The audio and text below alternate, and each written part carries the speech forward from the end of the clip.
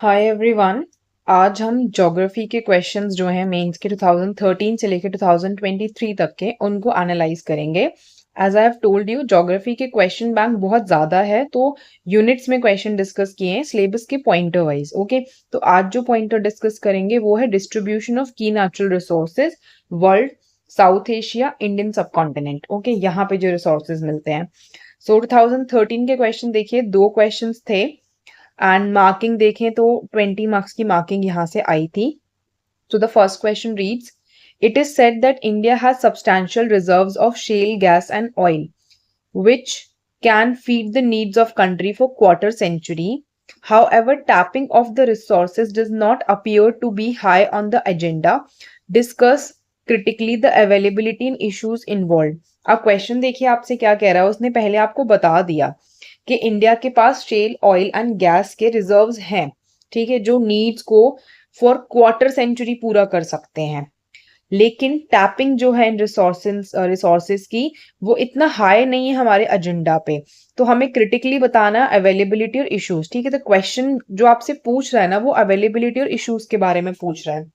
तो यहाँ पे आप इंडिया का मैप बना सकते थे। मैप में जहाँ पे भी शेल ऑयल और गैस के लोकेशंस हैं उसको पहले मार्क कर सकते थे। फिर अगर कोई डेटा है आपके पास कि कितने टाइम तक हमारे ये रिसोर्सेज चल सकते हैं, क्योंकि ऑलरेडी डेटा उसने दिया है, अगर आपके पास परसेंटेज वगैरह में डेटा है तो वो लिख सकते हैं आप। फिर टैपिंग ऑफ रिसोर्सेज पे पूछा है उसने कि एजेंडा में नहीं है, तो आप ना कोई स्कीम वगैरह लिख दो जो या तो पहले बनाई गई थी या फिर बनाई गई है, तो उस पर काम हो रहा है या नहीं हो रहा है, या तो वो लिख दो, या लिख सकते हो कि ऐसी कोई स्कीम बनाई जा सकती है, ऐसा कुछ हो नहीं रहा है अभी। ठीक है, फिर क्रिटिकली आपको बताना है अवेलेबिलिटी इन इश्यूज। तो जब भी क्रिटिकली कोई चीज पूछी जाती है तो आपको प्रोज एंड कॉन्स दोनों लिखने होते हैं। तो यहाँ पे अवेलेबिलिटी के बारे में लिखिए कि अगर है तो कहाँ पर है, उसको हार्नेस करने के लिए क्या किया जा रहा है या नहीं किया जा रहा है, और क्या क्या इश्यूज है। मान लो अगर मैं मैप बनाऊं, मैं बोल दूं यहाँ पे कोई रिसोर्स मिलता है, लेकिन उसकी हार्नेसिंग में क्या इश्यूज है वो आप बता सकते हो। ठीक है, तो ये 10 मार्कर था, तो आपको यही करना चाहिए था कि कम से कम हाफ पेज में तो आपका ये इंट्रो जो यहाँ पे दिया गया था मैप के साथ कवर होना चाहिए था। फिर उसके हाफ पेज में आप अवेलेबिलिटी के बारे में लिखते, लास्ट में आप इश्यूज, और इसमें आप सोल्यूशंस भी प्रोवाइड कर सकते थे। ठीक है, नेक्स्ट क्वेश्चन देखिए 2013 का ही।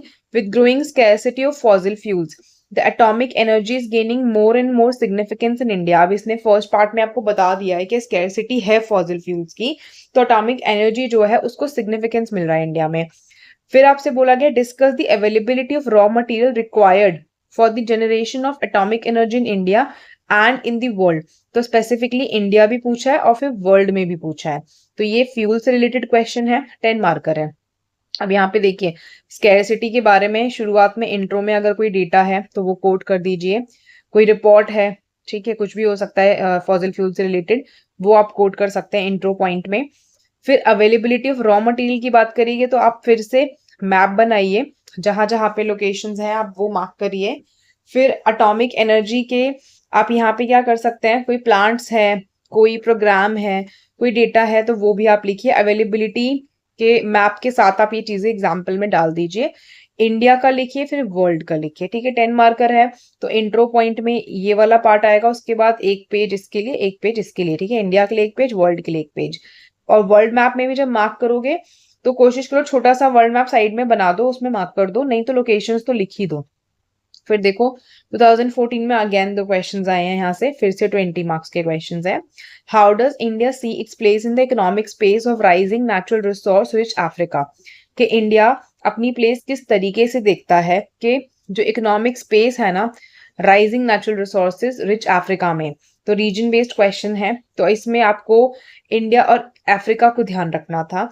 इनसे रिलेटेड जो भी करंट अफेयर्स उस टाइम रहा होगा इसलिए क्वेश्चन पूछा गया होगा, तो आप इनके रिसोर्सेज के बारे में लिख सकते हो। कोई एक्सपोर्ट इंपोर्ट होता है या किसी चीज पे हम डिपेंडेंट है इनके यहाँ से, कोई रॉ मटेरियल लेते हैं, तो ये आपको लिखना था, मैप बना के बना सकते हैं। 10 मार्कर था, इजीली हो सकता था। फिर देखिए 2014 का दूसरा question, critically evaluate the various resources of the ocean. अब देखो ओशन रिसोर्सेज की बात करिए, यू विल फाइंड के ओशन रिसोर्सेज बहुत इंपॉर्टेंट है, बहुत सारी जगहों पे पूछा गया है इसके बारे में। Which can be harness to meet the resource crisis in the world. ठीक है, बहुत डायरेक्ट क्वेश्चन है, रिसोर्सेज का है, 10 मार्कर है।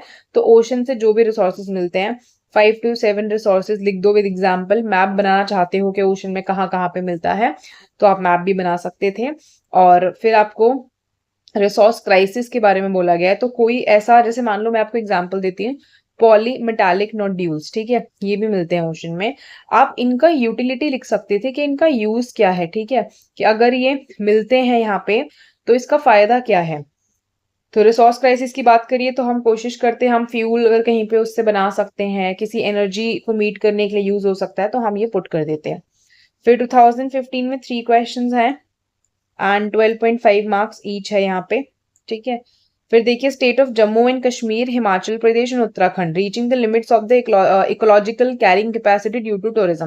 उन्होंने फर्स्ट इंस्टांस में आपको लिख के दे दिया है कि ये तीनों जो जगह है ना, ये अपनी कैरिंग कैपेसिटी जो है रीच कर चुके हैं, क्योंकि टूरिज्म बहुत हो रहा है यहाँ पे। क्रिटिकली इवेल्युएट करना था, टूरिज्म का क्वेश्चन था। और 12.5 मार्क करें, 2 पेजेस दिए होंगे, तो कोशिश करो 1/3 सेगमेंट तो आप हर किसी के बारे में लिख ही देते है ना। तो इस तरीके से मतलब 2 पेजेस के हिसाब से 1/3 जगह आपको हर किसी के लिए देनी थी। अब मान लो इन्होंने आपको बताया है क्रिटिकली इवैल्यूएट करने के लिए, तो आपको इसमें भी इनका पॉजिटिव्स और इनका नेगेटिव्स दोनों लिखना था।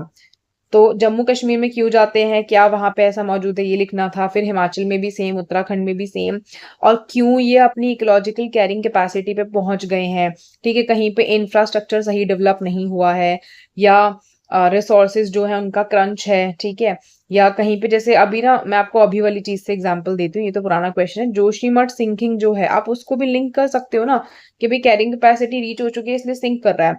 तो आप ऐसे एग्जांपल्स इसमें डाल सकते थे, और आपको इसमें जियोलॉजिकल इश्यूज लिखने थे, जियोलॉजिकल रीजंस लिखने थे, मतलब रीजन डालते क्यों कैरिंग कैपेसिटी पूरी हो चुकी है, ठीक है। तो ये भी इजी क्वेश्चन था। देन 2015 का ही क्वेश्चन है, India is well endowed with fresh water resources. पहले ही बता दिया गया कि अच्छे से फ्रेश वाटर रिसोर्सेज है यहाँ पे। देखो, आप नोटिस करोगे यहाँ के क्वेश्चंस में ना ऑलरेडी आपको एक स्टेटमेंट दी होती है, उसके बाद क्वेश्चन पूछा गया है, तो स्टेटमेंट से भी इंट्रो उठाई है, ऐसा नहीं कि सीधा सीधा क्वेश्चन स्टार्ट कर दोगे। Critically examine why it still suffers from water scarcity, मतलब पहले पार्ट में बोला कि अच्छे से आपके पास फ्रेश वाटर रिसोर्सेज हैं, लेकिन फिर भी क्यों हमारे पास वाटर स्कैरसिटी है। वाटर का क्वेश्चन है, 12.5 मार्कर है। तो water is also an important part. आप देखोगे वाटर पे बहुत रिपीटेशन है, तो आप फ्रेश वाटर रिसोर्सेज का डेटा एनसीईआरटी में पढ़ते हो, वो आप लिख सकते थे, या कोई रिपोर्ट आपके पास लेटेस्ट आई होती है आप उसका डेटा लिख सकते थे। और फिर आपको क्रिटिकली एग्जामिन करना था, तो आपको वाटर स्कैरसिटी के बारे में बताना है क्यों है। तो इसमें आप बहुत सारे इश्यूज लिख सकते थे, वाटर मैनेजमेंट ठीक नहीं है, ग्राउंड लेवल नहीं है वाटर का ठीक हमारे यहाँ पे, या फिर उसके अलावा आप अर्बन एरियाज में जो प्रॉब्लम्स है वो भी यहाँ पे हाईलाइट कर सकते थे। बहुत कुछ था यहाँ पे लिखने के लिए, ठीक है। 12.5 था, 2 मार्कर था, सॉरी 12.5 मार्कर था, 2 पेज में था, तो इसमें भी वही करना था आपको। क्रिटिकल एग्जामिन था, तो 2 पेज में आपको इसके इश्यूज, एक में इश्यूज, फिर लास्ट में सोल्यूशंस और मैप बनाने की कोशिश करनी थी कहाँ पे ज्यादा वाटर क्राइसिस होती है। इसमें आपने एक चीज मैं बताती हूँ, आप क्या लिख सकते थे, जैसे हम ना इंटर स्टेट वाटर डिस्प्यूट्स बहुत दिखते हैं, तो आप उसका एग्जाम्पल डाल सकते थे इसमें, ठीक है। डैम्स को लेके इश्यूज हैं, इंटर स्टेट वाटर डिस्प्यूट्स होते हैं, ये आप अच्छा एग्जाम्पल के तरीके से पुट कर सकते हो। फिर अगेन दूसरा क्वेश्चन देखिए, what are the economic significance of discovery of oil in Arctic sea. देखो, पहली बात तो रीजन कहाँ का पूछा है, आर्कटिक सी का पूछा है। किस रिसोर्स का पूछा है, डिस्कवरी ऑफ ऑयल के इकोनॉमिक सिग्निफिकेंस क्या होगा अगर ऑयल आर्कटिक सी में मिल जाता है, and it's possible environmental consequences. Oil का क्वेश्चन है, 12.5 मार्कर है। अगेन 2 पेजेस है आपके पास, छोटा सा मैप बनाओ, आर्कटिक रीजन वहां पे दिखा दो, और इकोनॉमिक सिग्निफिकेंस लिख दो कि क्या क्या फायदा वहां पे होगा, और उसके पॉसिबल कॉन्सिक्वेंसेज अगले पेज में लिख दो। तो ये 5 to 7 पॉइंट्स आप ईच पार्ट में डाल सकते थे। 2016 में देखिए क्वेश्चन बैंक ज्यादा पूछा गया इस टॉपिक से। इट इज नियरली, एक second, it is nearly this much, 1 2 3 4 5 question, और 12.5 मार्कर ईच था ये, ठीक है। तो यहाँ पे वेटेज अच्छा खासा आया है। पहला क्वेश्चन देखिए, in what ways micro watershed development projects help in water conservation in drop prone and semi arid regions of India. Water का क्वेश्चन है, इसमें देखो वाटर के कितने क्वेश्चंस आए हैं, 4 क्वेश्चन तो वाटर से ही पूछे हैं इन्होंने इसमें। सो द क्वेश्चन सेज कि माइक्रो वाटरशेड डेवलपमेंट प्रोजेक्ट जो है ना, वो वाटर कंजर्वेशन में कैसे हेल्प करेगा। एक पार्ट है ड्रॉप प्रोन एरिया में, दूसरा पार्ट है सेमी एरिड में। तो पहले इस प्रोजेक्ट के बारे में आपको इंट्रो पार्ट में लिखना था, ठीक है। उसके बाद पहले ड्रॉप प्रोन एरिया में 5-6 पॉइंट लिखते, फिर सेमी एरिड में 5-6 पॉइंट, प्लस इसमें ना मैप भी बना सकते थे आप, या एग्जाम्पल लिख सकते थे रीजन का।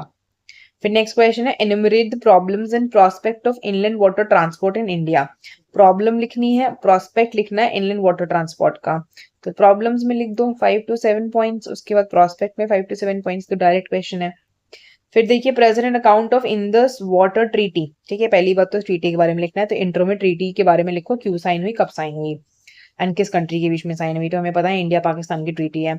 And examine it's ecological, economic and political implications in the context of changing bilateral relations. ठीक है, कॉन्टेक्स्ट क्या है, चेंज करने का बायलैटरल रिलेशंस को।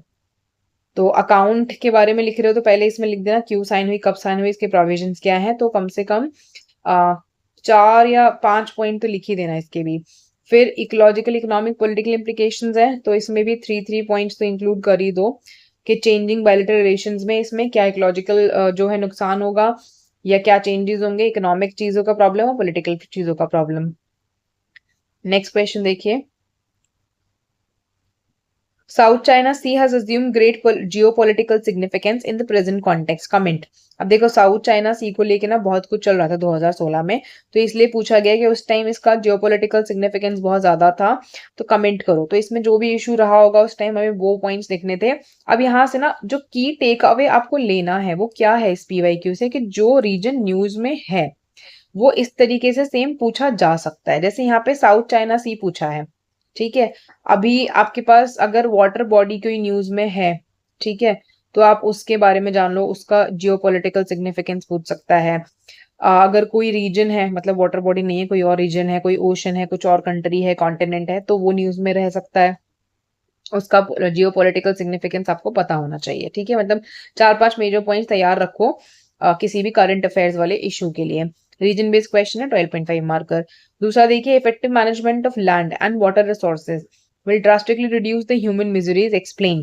तो अगर हम लैंड और वाटर रिसोर्सेज को ढंग से मैनेज करें तो ड्रास्टिकली रिड्यूस करेगा ह्यूमन मिजरी को, एक्सप्लेन करो। वाटर का क्वेश्चन है, अगेन 12.5 मार्कर। तो इसमें आपको बताना है कि ऐसा होगा तो क्या होगा। सी, इसमें ना लैंड और वाटर रिसोर्सेज में डिवाइड कर लो क्वेश्चन को, इसके 5 से 7 पॉइंट लिख दो, इसके भी 5 से 7 पॉइंट लिख दो। इवन आप इसमें ना सोशो कल्चरल डायमेंशन में पॉलिटिकल, इकोनॉमिक, एनवायरमेंटल इस तरीके से भी डिवाइड कर सकते हो। कि लैंड के बेसिस पे लिख रहे हो तो भाई पॉवर्टी कम करेगा क्योंकि लोगों को जगह मिलेगी रहने के लिए, लाइवलीहुड मिलेगा लोगों को करने के लिए। ठीक है, इसके अलावा क्या है, एग्रीकल्चर कर सकते हैं उस लैंड पे, बहुत सारी चीजें हैं जो आप लैंड की लिख सकते हो। लैंड डिग्रेडेशन बचेगा, लैंड न्यूट्रलिटी, सॉइल इरोजन कम होना। देन वाटर में सेम, इसमें भी भाई एग्रीकल्चर मिल सकता है लोगों को। ठीक है, यहाँ पे करने के लिए वाटर रिसोर्सेज ढंग से यूज होंगे, अगर लाइवलीहुड प्रॉब्लम्स जो है वो सॉल्व हो जाएंगी। देन क्रॉप्स का और क्या कहते हैं आपका पोल्ट्री फार्म्स वगैरह, एनिमल हस्बेंड्री, ये सब चीजों में हेल्प होगा। ठीक है, बहुत कुछ लिख सकते हो। बेसिकली इसको कोशिश करो वो economic, political, socio culture, environmental dimension में लेके जाने का। फिर आगे देखिए, 2018 में एक क्वेश्चन आया, 17 में स्किप किया उन्होंने, 17 में कुछ भी नहीं दिया। ये रीजन बेस्ड क्वेश्चन 10 मार्कर है। Why is India taking keen interest in resources of Arctic region. अब देखो, आर्कटिक पे क्वेश्चन इससे पहले भी आया है, आर्कटिक पे यहाँ क्वेश्चन आया। ठीक है, इससे पहले कुछ था आर्कटिक का नहीं, एक ही क्वेश्चन था ये। This was asked in 2015। उसके बाद 18 में सेम तरीके का क्वेश्चन पूछा है कि इंडिया इनके रिसोर्सेज में कीन इंटरेस्ट क्यों ले रहा है। सो इसमें अगर आपने पुराना 2015 का PYQ लिखा होता है ना, तो आपको इनके रिसोर्सेज की नॉलेज होती, तो आप इंडिया इनमें इंटरेस्टेड क्यों, आप इनके रिसोर्सेज की हेल्प से लिख देते कि भाई हमारे पास नहीं है, इनके पास ये रिसोर्सेज हैं, या फिर हमारे पास स्कैरसिटी है तो हम इनके पास से रिसोर्सेज लेंगे तो हमारा काम पूरा हो जाएगा। ठीक है, मैप बना के भी लिख सकते थे। फिर 19 में एक क्वेश्चन आया, मैन्युफैक्चरिंग से 10 मार्कर था। Can the strategy of regional resource based manufacturing help in promoting employment in India. अब देखो क्वेश्चन को समझो थोड़ा। रीजनल रिसोर्स बेस्ड मैन्युफैक्चरिंग मतलब रीजनल रिसोर्स जहां पे मिलता है वहीं पे उसकी मैन्युफैक्चरिंग करना, कि क्या ये एम्प्लॉयमेंट को इंडिया में प्रमोट करेगा। अब देखो, मैं छोटा सा आपको एक हाइपोथेटिकल एग्जांपल देती हूँ। मान लो ये इंडिया का मैप है, यहाँ पे कोई रीजन है, यहाँ पे कोई एक्स रिसोर्स मिलती है, ठीक है। अब यहाँ की यूथ ना मान के चलो कि माइग्रेट करती थी कहीं इधर उधर जाके जॉब करने के लिए, क्योंकि यहाँ पे रिसोर्स क्रंच था, ठीक है, जस्ट एन हाइपोथेटिकल एग्जांपल।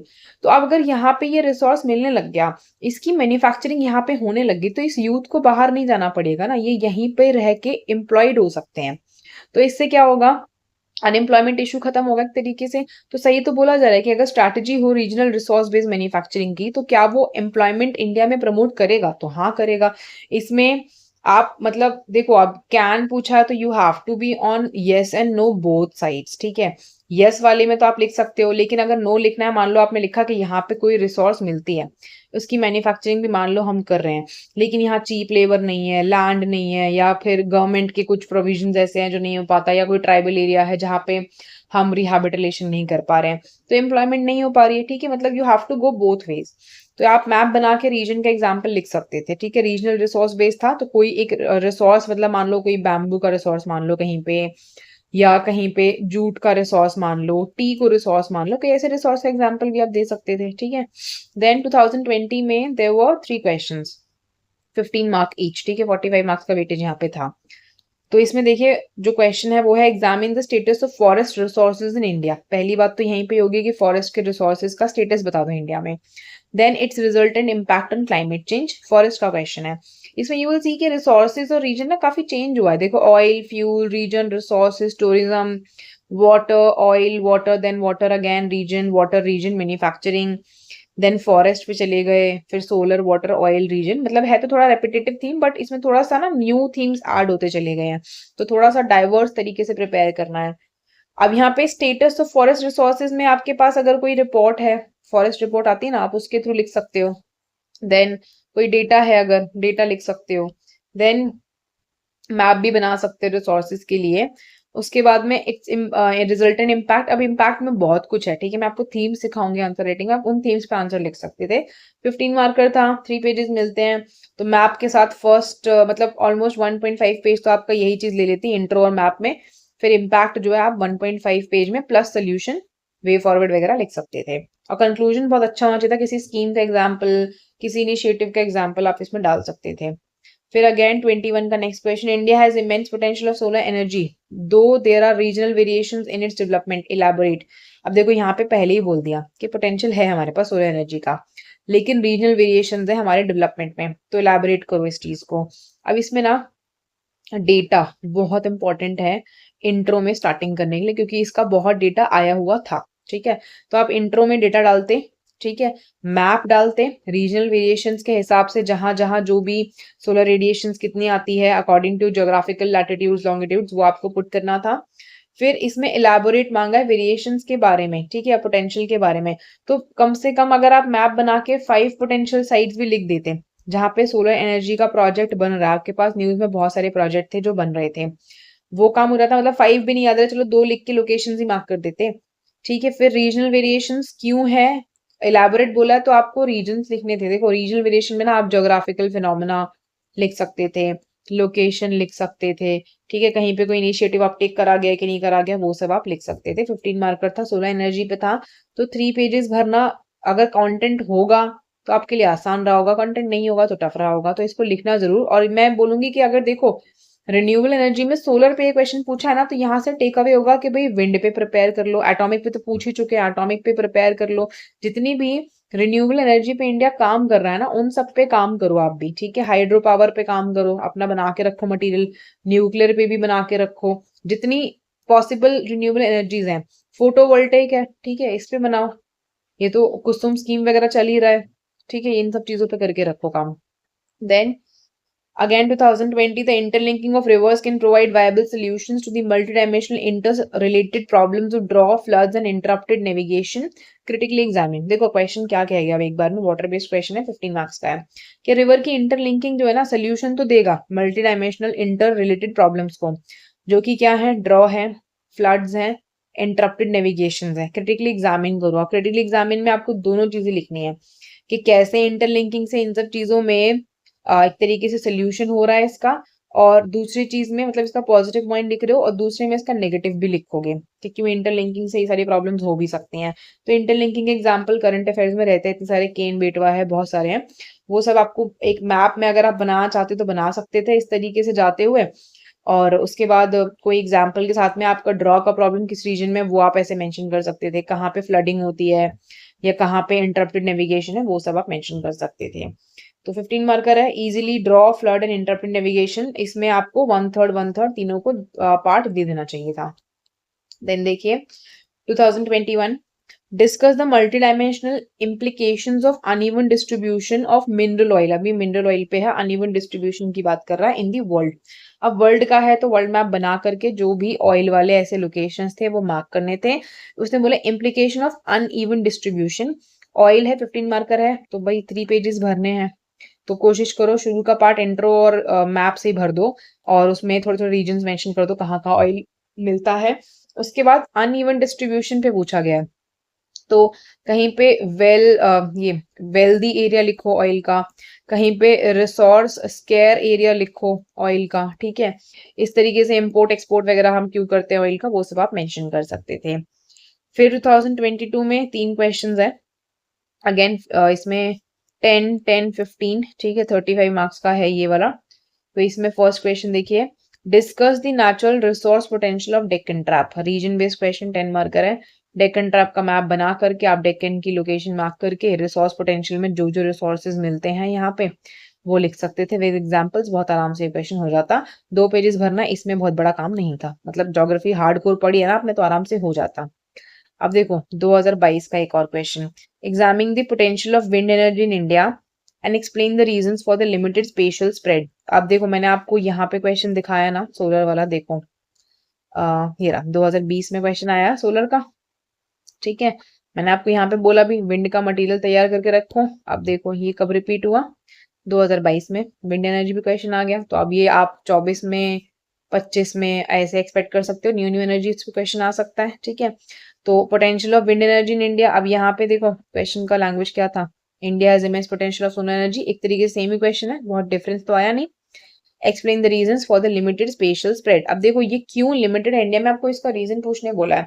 तो विंड एनर्जी के लिए ना हम सब जानते हैं बहुत सारे लिमिटेशंस हैं इंडिया में, तो आपको बेसिकली लिमिटेशंस एड्रेस करनी थी, लेकिन आपको रीजन वाइज बताना चाहिए था इस चीज को। आप इसमें फिर से वही करते हैं, मैप बनाते, जहां जहां पे आपके विंड मिल सेटअप है आप उसकी लोकेशंस मार्क कर सकते थे। इसमें भी आपको प्रोजेक्ट्स के नाम पता होंगे, कौन सा कहाँ पे बड़ा प्रोजेक्ट बना हुआ है, डेटा भी पता होगा। तो इंट्रो में आप डेटा ले जाते, ठीक है, फिर आप इसमें मैप बनाते, उसमें जगह मार्क करते, फिर रीजंस लिखते इनके लिमिटेड स्पेशल स्प्रेड के लिए। तो 10 मार्कर था, 2 पेजेस भरने था, आराम से हो जाता। 2022 का next question, describing the distribution of rubber producing countries, indicate the major environmental issues faced by them. Rubber का है 15 मार्कर है, ठीक है, कि डिस्ट्रीब्यूशन को डिस्क्राइब करते हुए रबर प्रोड्यूसिंग कंट्रीज का आपको मेजर एनवायरमेंटल इश्यूज जो वो फेस करते हैं वो बताना है। तो अगेन इसमें फिर से आप मैप बनाते, ठीक है, मैप में आप उसके जो भी रीजन है उसको मार्क करते, उसके बाद मेजर एनवायरमेंटल इश्यूज जो फेस किए जाते हैं आप वो लिखते हैं। तो इसमें 15 मार्कर है, 3 पेजेस मिलेंगे, तो 1.5 पेज तो आप इसी में भर सकते थे, डिस्ट्रीब्यूशन में मार्क करते रीजन्स को लिखते इनके बारे में, फिर एनवायरमेंटल इश्यूज में 1.5 पेज आप भर सकते थे, मतलब मान के चलो 7 से 8 पॉइंट तो इश्यूज में आप लिखते, फिर सोल्यूशन भी आप लिखते और वे फॉरवर्ड लिखते, ठीक है। इस तरीके से हो जाता।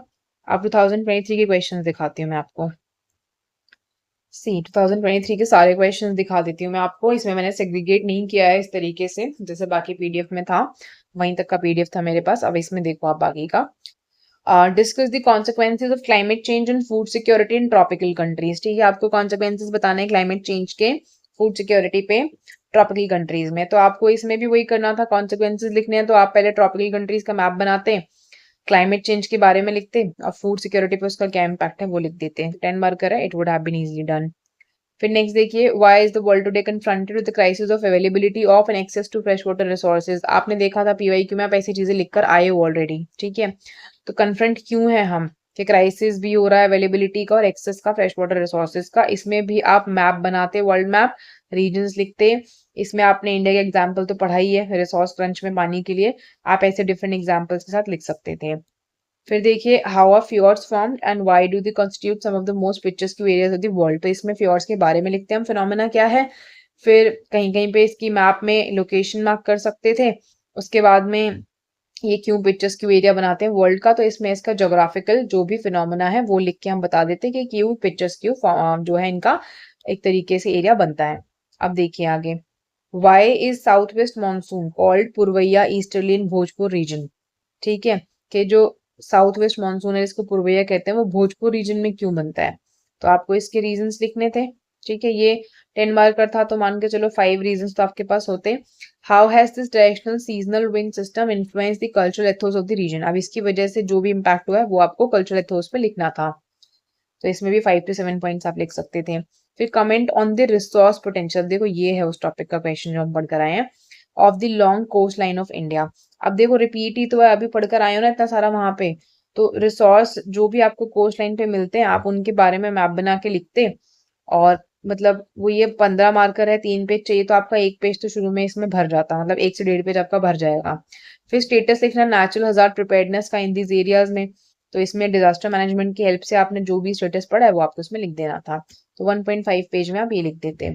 फिर identify and discuss the various factors responsible for diversity of natural vegetation in India.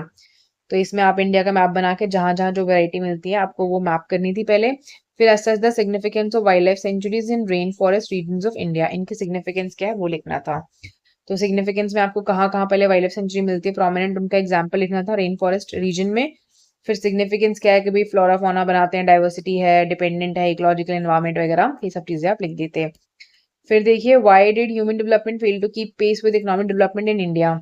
तो इसमें ह्यूमन डेवलपमेंट क्यों फेल हो गया है कि वो पेस नहीं रख पाया इकोनॉमिक डेवलपमेंट के साथ में, ये लिखना था।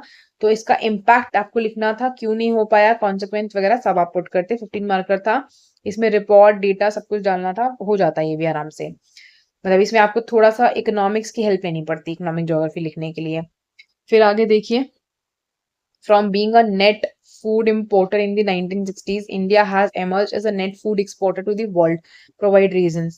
इसमें आप ग्रीन रेवोल्यूशन लिखोगे, ठीक है, ये भी आपने PYQs में पढ़ा है। ग्रीन रेवोल्यूशन है और भी बहुत कुछ जो स्टेप्स इंडिया ने लिए हैं अपने फूड सिक्योरिटी को इंश्योर करने के लिए, वो सब आपको लिखना था। 15 मार्कर था, 3 पेजेस फिल करने थे। इसमें भी आप इनिशिएटिव्स वगैरह लिखते, सब कुछ स्कीम्स वगैरह पुट करते, ज्योग्राफिकल फिनोमेना पुट करते, हमारी डाइवर्सिटी पुट करते, आंसर आ जाता। ठीक है, सो ये हमने सारा डिस्ट्रीब्यूशन का टॉपिक कर लिया है। मैंने आपको 2023 के क्वेश्चंस भी दिखा दिए हैं सारे, तो अब हम ये टॉपिक बहुत जल्दी स्टार्ट करेंगे। ठीक है, थैंक्स फॉर वॉचिंग।